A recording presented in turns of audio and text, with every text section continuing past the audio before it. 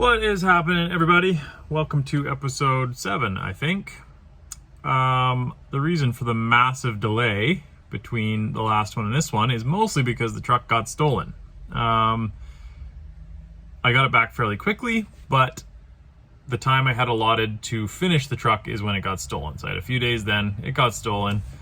It was a crazy 24 hours, 48 hours, whatever.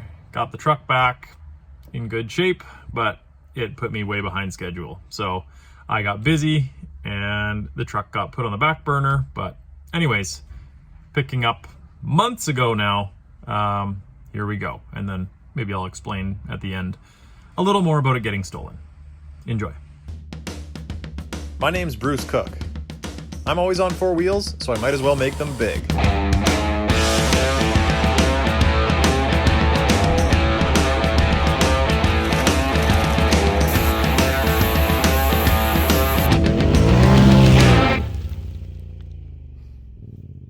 So after a few days, a couple days, whatever, of messing around with brake lines and stuff, wiring up the transmission, didn't show a bunch of that stuff because, I mean, there's not much to show in there, and it's pretty boring.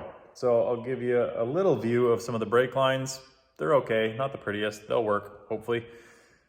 And then we'll get onto something more exciting, like cutting out the tires. Cutting out the fenders for the tires, not cutting the tires. Yet. So these are the soft lines, factory ones from the caliper that go up, and I'm using that as my soft line for that joint up the radius arm. The other side, I did some hard line, same thing with the factory line over there, but hard line here with a little coil because this actually doesn't flex that much, like really a couple millimeters. So I probably could have just done a straight line, but I could put a little loop in it just to be sure. This little wire is the one that goes up to my PCM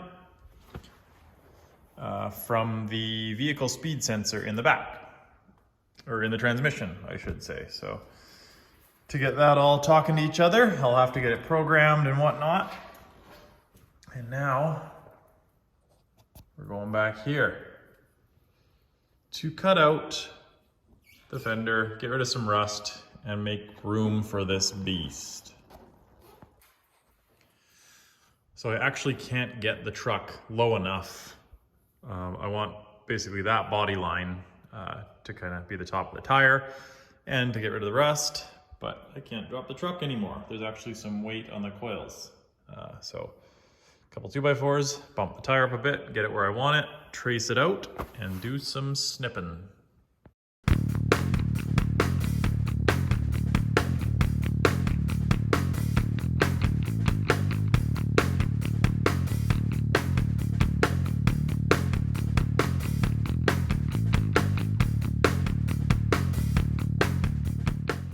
Got the back cut out. This side looks pretty good. I won't show you the other side because it's not as pretty. I ended up going a little bit far that way and it's just a little bigger, but you can't see both sides at the same time, so good enough. Now onto the front, which is a little more difficult. There's a pretty good solid inner fender in there. I made some not so awesome lines there, kind of thing. I'd like to go up a bit more there, but then I would ruin that nice inner fender. So I'm gonna see if I can get away with not doing that.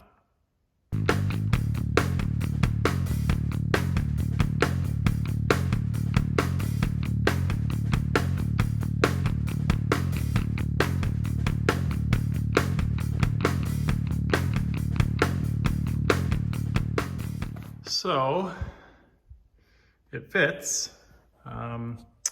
There's no way I'm gonna be able to turn this tight, but it clears kind of at ride height, but not looking great for dropping down.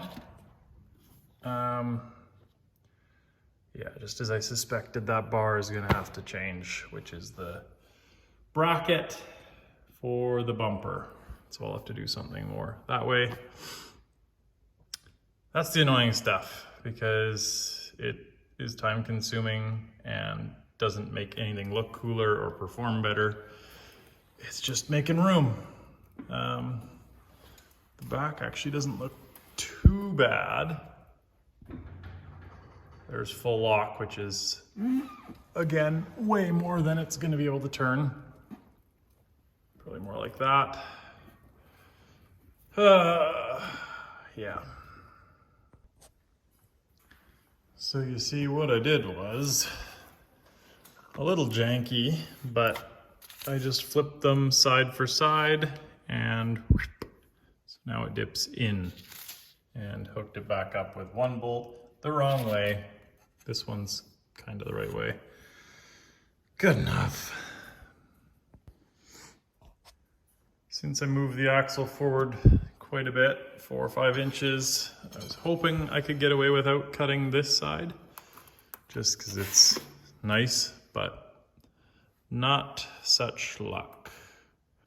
Gonna have to take quite a bit out.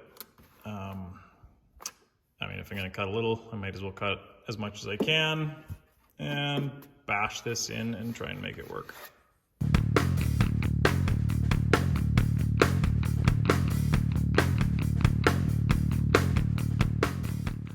So I got the fenders cut out about as much as I can. I'm still not 100% sure what I'm gonna do for fender flares. With my last truck, I made some out of sheet metal and angle iron to attach it, and it took me probably 3 days straight. So I don't wanna do that again. I was thinking of making some flat style fenders like a Jeep, but that'll probably take me a week to look nice. So I might just break down and buy something, a proper cutout flare, because there's quite a bit of stuff to hide. The cut went okay, but yeah, as you can see, it's, you know, trying to blend that into the old stuff, which I'm gonna leave this for now. I think I mentioned before, because the inner fender is so nice. Hack that up. I'll probably fill this with expanding foam to keep, ouch, stuff out of there. A little bit of tetanus. So yeah, if I can maybe get a cutout flare or something used that'll work, that would be ideal. So I'm done with the fenders for now. I actually ordered some fender flares for like a Dodge something or other, Ram 1500. See if they work. Working on the exhaust right now, which is difficult because it comes down from the manifold and has to sneak between where the drive shaft's gonna be and the radius arm, and then go under it, but not too far under so that it's exposed, over, meet up with the other side, and then to a muffler out the back somewhere. So, got it all held in place and tacked. I was gonna keep the cats in before, but there's just not enough room for them on the driver's side with all the drive shaft and everything going on. So I removed them, this side too, put a chunk in. I'm going to have to put the 102 sensor back in that side. I'm probably just gonna literally cut it out of here, weld it back in there. This side's good because it's existing and existing. We can slap this back in, and that's another thing off the list. So I definitely needed a second set of hands to hold this in place, but I got the new pieces in, and there we go. Is it pretty? Short answer is no. Will it do the job? Not sure, probably. And you can't really see any of this, so it doesn't have to be a masterpiece, but there it is. And it looks like it's gonna work. Got it bolted in there. It has to clear the radius arm, clear the future drive shaft. Anyways, that's good for now. So I'm moving on. So I took a couple weeks off. Been really busy, bunch of other stuff on the go. A haircut was one of the things. It was time, but I'm back and it's time to work on some fenders now. So let's get started with that. So I didn't feel like buying $700 Chevy cutout flares, which, by the way, only cut out like an inch and an inch-and-a-half of material, which wasn't even close to enough. So I just started Googling, and these looked like the right shape. They actually came off a 2019 Ram 1500. So they're pretty big. Let me grab one here.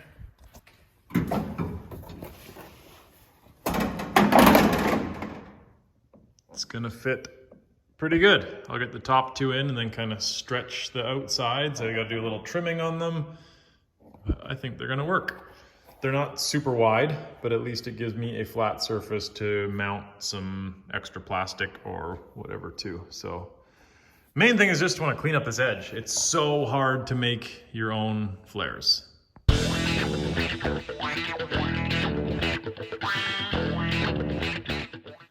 For being not for this truck whatsoever, they're going on there pretty good. Couldn't ask for much better. Bottom doesn't quite line up. I did trim that. Trimmed a couple little pieces on the inside, but I mean, that's fitting pretty good. As you probably saw, I had to put a bit of pressure on to drill these. Clears that by a hair. Bit of a gap here, but A, you can't really notice. B, I'll fill it with some goop. Happy. Now the fronts, I think I mentioned they're from a Dodge half-ton 2019, where the headlight comes here, but I think it kind of fits the style of the truck. Almost matches up perfect. One problem I might have is back here being too thick still. I went as far as I could to the door, but I need every inch that I can there. So I might end up trying to take a pie chunk out of here and then squeeze it together to gain a little bit more. But I'll get it mounted with the proper hardware and then we can put the tire on and cross that bridge when we get there. Now that the fenders are done, I was messing around a little bit with the washer fluid reservoir. Not a big deal, but I just want to do it while it's still on the ground. So I think I'm just going to make a little bracket on the side of the battery box and mount it there. One of the big things is I need to tie the shock towers together. So this is a bit overkill, but I think I'm going to use it. It's just a bit of a pain in the butt for me to reach that. So I'm going to figure out some sort of platform on the ground so I can reach easier. I've got the stand-up chair, but I'm going to be up and down a bunch of times, so that's a pain. By the way, I found a front drive shaft that I was saving for my limo, but I'm going to cut it up and use it for this and find something else for the limo eventually. But for now, I'm going to come up with a platform. So I was going to use the tire as a platform, put some plywood on it, but I figured then I couldn't move it. So, jack stands, piece of plywood, slightly sketchy, should work. And now it has a ramp or a cheese grater. You don't want to fall on that guy. Anyways, see if this works. So far, so good. And here we are. So I need to tie that guy in the middle of that mess over to that guy, which is out in the open, and then go across the top without the hood hitting it. So I ended up getting a bit of help with the shock tower crossover bar. It's just so much easier, and there needed to be so many measurements taken and whatnot, but came up with this bar. Goes from shock tower over the engine to the other shock tower. It is a one piece, but I figure if the motor needs to come out or anything, then at that time I'll just cut it and add some tabs that unbolt and bolt, because it's just one extra thing I didn't want to deal with right now. So I'm going to get this welded in, and then at that point this baby can sit on her own weight. So I'm excited. I was dreading making this because it was a hassle, pretty much took all day, but I'm excited to get it in. It's going to be a big step.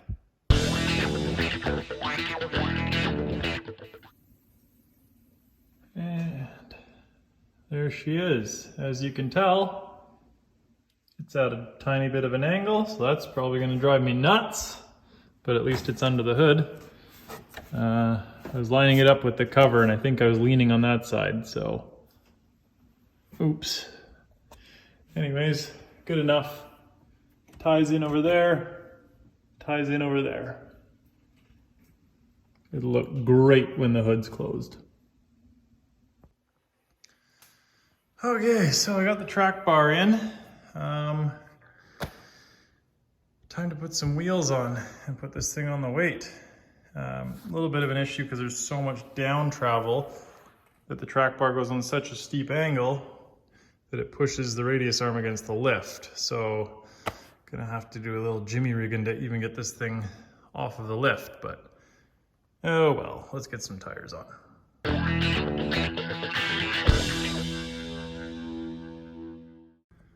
Tires are on. I already put weight on it, but I was too excited and I only got a photo. I'll show you that now. Looks good. Sits nice and low. Might actually have to lift it up a bit for clearance, but just as I suspected, this is with the axle sucked the whole way over. It'll never see this kind of droop, but it will see that kind of flex, and that'll hit. So I'm going to space the spring up a little bit with some tube. Never really seen it done before.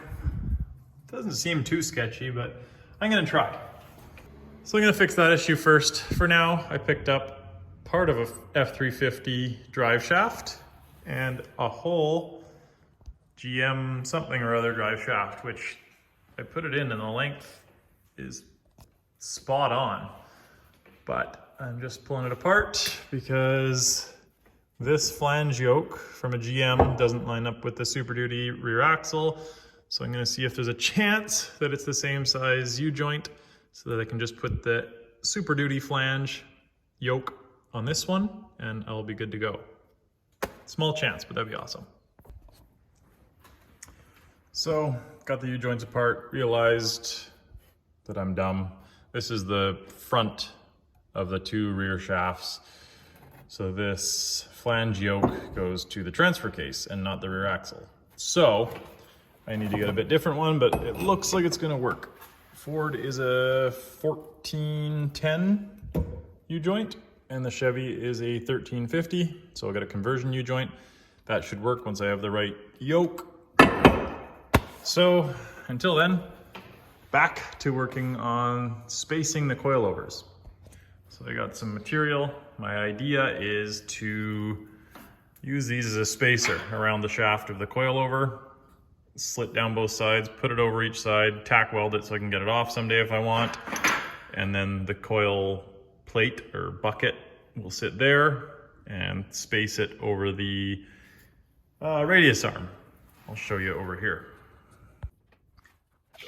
That is why. So the spacer is going to go right in there. The aluminum plate is going to sit on top. So the coil is going to be over top of the radius arm and be able to flex like that. Usually you would put it up on top of the knuckle there, like mount it, but that's like 7 inches higher and then I won't have a whole lot of travel left. So I'm splitting the difference and giving that a try. We'll see if it works. So it's actually working pretty good. Got the 2 layers on there. I think the inside one's 1.5 inch quarter wall. I wrapped the shaft with some rubber electric tape to protect it. It's nice and snug. And then a seam, a couple welds, ground it flat. Gonna paint it up, but that's pretty much flush there. I'll trim the tape, that'll sit down. That goes on there, coil there, and I've got clearance for the radius arm. So I don't think it's too sketchy. It's solid. And there you have it. 4 inches, that goes there, on top. Looks all right, feels all right. I guess we'll see if it works. One more thing done. The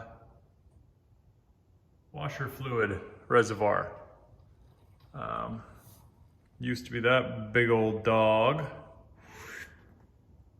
And that would have got in the way of the tire because it went all the way down into here and hung out. So Got this little puppy off Amazon. It's like 1.5 liters, which I'm good with. Made this bracket, slapped it on there, fits good. Hopefully the battery clears. Moving on. Shocks are back in, and it looks like it's gonna work. There's some clearance and also a Tim Hortons lid. Neat. Got some stuff final welded in. The reservoirs mounted. Doing some brake bleeding, lots of leaks, chasing those down, but getting closer. So everything is getting fairly close. Started to bleed the brakes. Few leaks there. I think I stopped them by just tightening the joints. We'll see. Gonna get the steering put in there, track bar, whatnot, get some tires on and get this thing lowered down. Let's do it.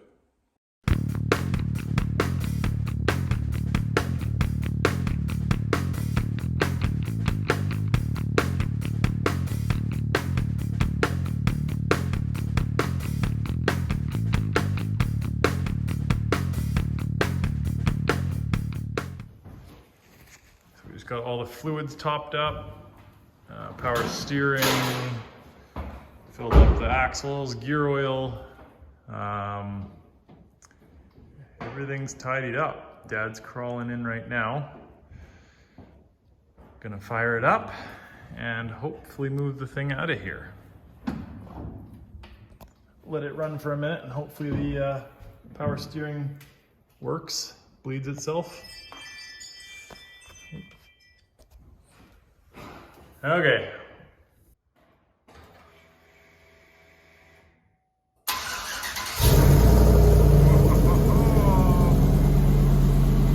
He's alive.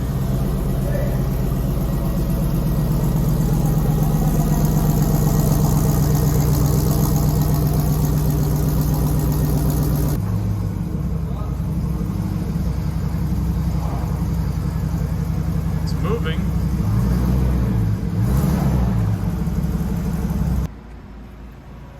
So we almost got it out, but it spun the tires and kicked the back end over, so we can't clear the garage door. So we're gonna pull it out with the tractor. There she comes.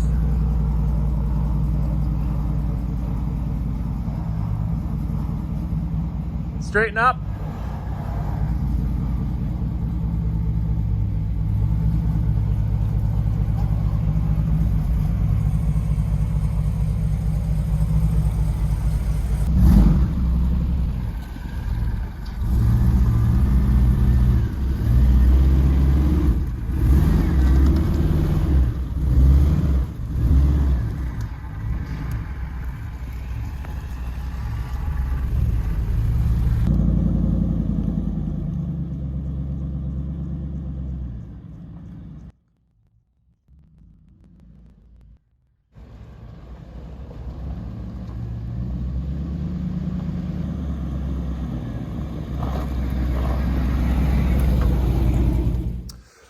What's happening, everybody? So after a few month break, considering the truck got stolen, when it got stolen, actually, it was like the 3 days that I had to finish it.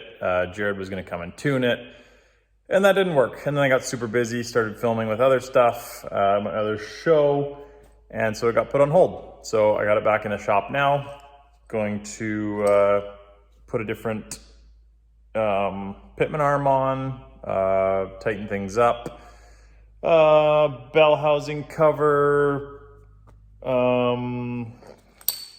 limiting straps, and check fluids and just get it tuned, and a few other things that I didn't get to do before. So back in and time for some touch-ups.